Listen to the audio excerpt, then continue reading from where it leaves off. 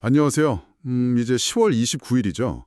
많은 분들이 정말 주목하고 계실 메타 플랫폼스 실적 발표가 코앞으로 다가왔습니다. 네, 맞아요. 그래서 그런지 지금 메타 주식을 사야 하나? 아니면 발표를 보고 나서 움직여야 하나? 좀 고민이 많으실 것 같아요. 그렇죠. 그럴 수 있죠. 오늘 저희는 바로 이 부분에 좀 집중해서 메타의 현재 상황, 특히 그 인공지능, AI로 전환하려는 노력이 있잖아요. 네네. 그거당 재무 상태, 또 주가 수준은 어떤지 좀 깊이 파헤쳐 보려고 합니다. 좋습니다. 여러분들께서 투자 결정 내리실 때 이런 정보가 핵심이구나 하고 명확하게 아실 수 있게 도와드리는 게 저희 목표입니다.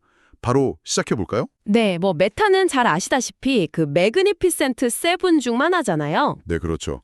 기술주 대표들. 애플, 마이크로소프트 이런 기업들하고 같이요. 이런 회사들 실적 발표는 항상 시장 전체에 영향을 크게 주죠. 아무래도 그렇죠. 특히 메타는 좀 더 극적인 만이 있었는데 2024년 2월 실적 발표 때는 주가가 하루 만에 20%나 폭등했었어요. 와, 20%요? 하루 만에? 네, 그런데 또 불과 한 1년 반 전, 그러니까 2022년 10월에는 발표하고 나서 주가가 25%, 거의 4분의 1이 그냥 사라졌던 경험도 있거든요. 세상에 25% 하락이라니 정말 극과 극인데요. 맞습니다. 이렇게 변동성이 아주 크다 보니까 실적 발표 앞두고 지금 시점에서 판단하는 게 더 중요해진 거죠. 확실히 그러네요. 와, 하루 만에 20% 올랐다가 25% 떨어질 수도 있다니. 그만큼 기대랑 우려가 정말 크게 엇갈리는 거겠죠? 자, 그럼 메타가 어떤 회사인지 기본부터 좀 짚어보죠. 네, 요 페이스북, 인스타그램은 당연하고 요즘 스레드도 많이 쓰시고 또 전 세계적으로 쓰는 왓츠앱 그렇죠. 이런 익숙한 플랫폼들 그 모 회사가 메타잖아요.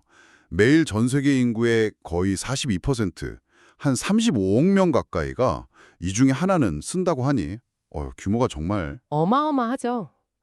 그리고 이 엄청난 사용자 기반이 메타의 그 수익 구조랑 아주 그냥 딱 직접적으로 연결돼요. 역시 광고인가요? 핵심은 단연코 광고 매출입니다.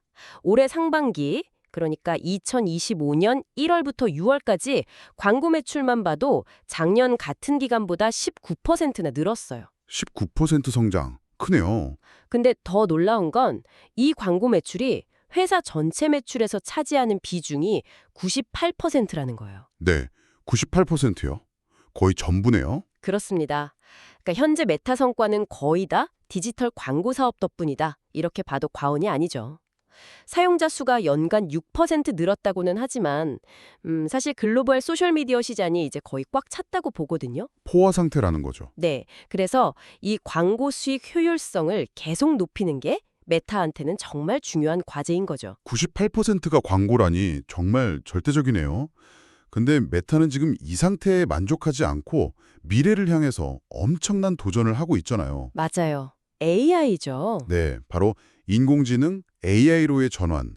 이 부분이 정말 흥미로운데요. 메타가 다른 경쟁사들은 없는 거 바로 그 35억 명 사용자한테서 나오는 어마어마한 데이터. 그렇죠. 그 개인 데이터. 이걸로 AI 모델을 훈련시키겠다 이런 야심찬 계획을 갖고 있더라고요. 이걸 위해서 올해 2025년에만 자본 지출, 그러니까 설비 투자, 보통 캐펙스라고 하죠. 네, 캐펙스. 이걸로 무려 660억에서 720억 달러를 쏟아붓겠다고 발표했어요. 와. 우리 돈으로 하면 거의 100조 원 가까이 되는 정말 천문학적인 돈이죠. X 자체가 진짜 놀라운데 여기서 우리가 좀 봐야 할 게 있어요. 메타의 미래 기술 개발 담당하는 부서가 리얼리티 랩스잖아요. 네. VR 헤드셋 만드는 거기. 네, AI 연구도 하고 메타 퀘스트 같은 하드웨어도 거기 소관인데 이렇게 막대한 투자를 하고 있는데도 2025년 상반기 리얼리티 랩스 매출은 한 7억 8,200만 달러 정도에 그쳤어요. 잠깐만요. 7억 달러요? 그 천문학적인 투자를 했는데 네. 심지어 작년 같은 기간보다 1% 이상 줄어든 수치예요. 오히려 줄었다고요? 네. 회사 전체 매출에서 차지하는 비중도 0.9%가 안 돼요. 700억 달러 가까이 투자하는데 매출은 줄고 전체의 1%도 안 된다. 이건 좀 충격적인데요. 미래를 위한 투자라고는 하지만 지금 당장은 성과가 전혀 안 보인다는 뜻 아닌가요? 정확합니다. 바로 그 점이 현재 메타를 둘러싼 핵심 질문 중 하나예요. 미래 AI 시대를 먼저 잡기 위한 어쩔 수 없는 투자다 이렇게 보는 시각도 있지만 과연 이 엄청난 투자가 언제 어떻게 진짜 수익으로 이어질 거냐. 그렇죠. 그게 궁금하죠. 네, 이런 의구심도 커지고 있는 상황이에요.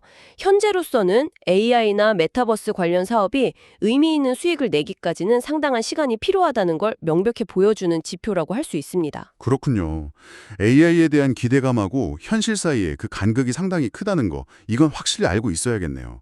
그럼 이제 회사 전체 재무 상태는 어떤지 좀 보죠.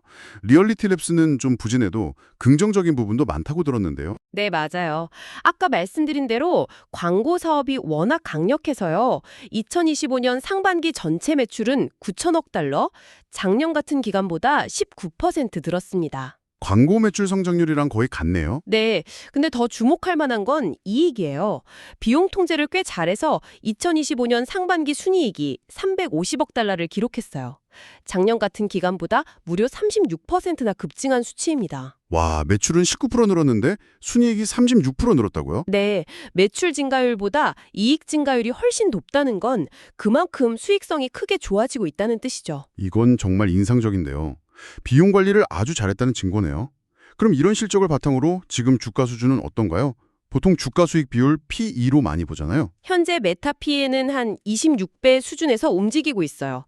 이 수치를 다른 매그니피선트 7 기업들이랑 비교해보면 좀 흥미로운데요. 아, 어떻게 다른가요? 구글 모회사인 알파벳이 한 25배 정도로 가장 낮고요. 메타가 바로 그 다음이에요. 오, 알파벳 다음으로 낮다고요? 네, 뭐 아마존이나 엔비디아 같은 다른 M7 기업들 PE가 훨씬 높다는 걸 생각하면 메타의 현재 밸류에이션은 상대적으로 좀 부담이 적다고 평가할 수 있죠. 알파벳 다음으로 낮다는 건 시작에서 메타의 성장성에 대해서 아직 좀 의구심을 갖고 있다 이렇게 볼 수도 있을까요? AI 투자에 대한 불확실성 때문에. 네, 그런 해석도 충분히 가능해요.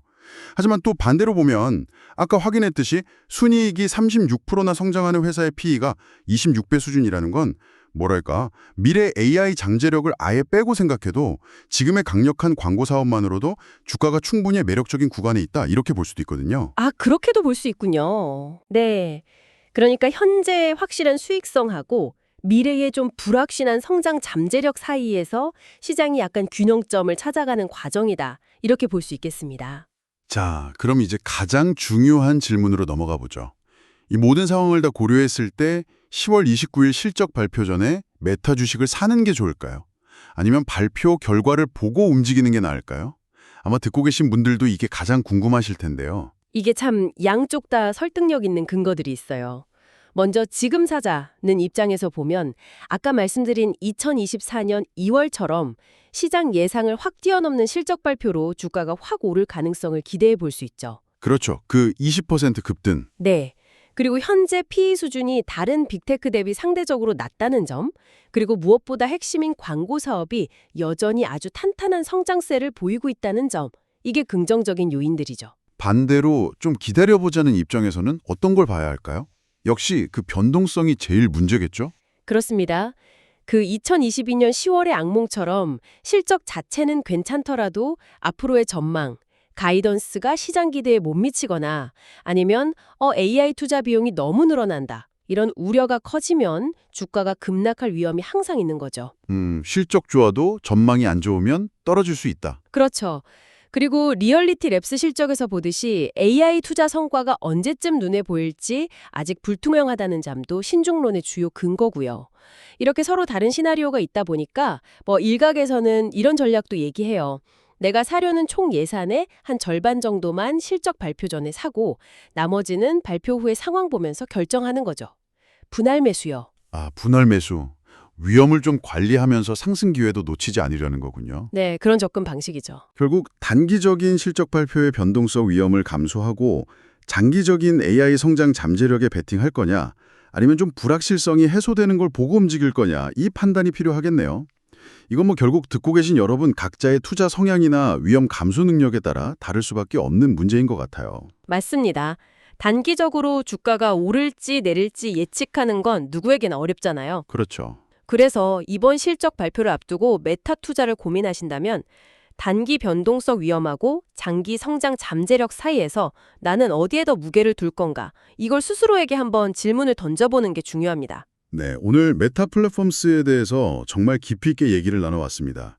정리를 좀 해보면 메타는 여전히 강력한 광고 사업, 또 엄청난 사용자 기반, 이걸로 탄탄한 수익을 내고 있고 현재 주가 수준도 다른 빅테크 기업들에 비하면 상대적으로 좀 매력적이다. 네, 그렇죠. 하지만 동시에 AI라는 미래를 위해서 천문학적인 돈을 쏟아붓고 있는데 그 성과는 아직 잘 모르겠고 리얼리티랩스의 지금 실적은 오히려 좀 걱정스럽다. 네, 그게 좀 걸리죠. 그리고 실적 발표 전후로 주가가 엄청나게 출렁일 수 있다는 점, 이것도 꼭 기억해야 하고요. 결국 메타는 확실한 현재와 불확실하지만 어쩌면 거대할 수도 있는 미래, 그 중요한 갈림길에 서 있는 기업이다. 이렇게 볼 수 있겠네요. 그렇습니다. 그리고 마지막으로 재무 분석이나 기술 전략 이런 걸 넘어서서 좀 더 근본적인 질문 하나를 던져보고 싶어요. 어떤 거죠? 앞으로 메타의 AI 기술이 페이스북, 인스타그램, 왓츠앱 통해서 우리 일상에 더 깊숙이 들어올 가능성이 높잖아요. 네, 그럴 것 같아요. 그렇게 됐을 때 이렇게 방대하고 아주 개인적인 사용자 데이터를 한 기업이 AI 개발하고 더 좋게 만드는 데 활용한다는 거, 이게 과연 어떤 의미를 가질까 한번 생각해 보시면 어떨까요? 데이터 활용의 윤리적, 사회적 문제만 말씀이시군요. 네. 단순히 기업 발전이나 기업 가치를 넘어서서 이게 가져올 수 있는 사회적, 윤리적, 그리고 또 경쟁 환경에 대한 함의는 뭘까? 다가오는 실적 발표 결과도 물론 중요하지만 이런 더 큰 질문들을 좀 염두에 두시고 메타의 행보를 긴 관점에서 지켜보시는 게 여러분의 통찰력을 더 깊게 만들어줄 거라고 생각합니다.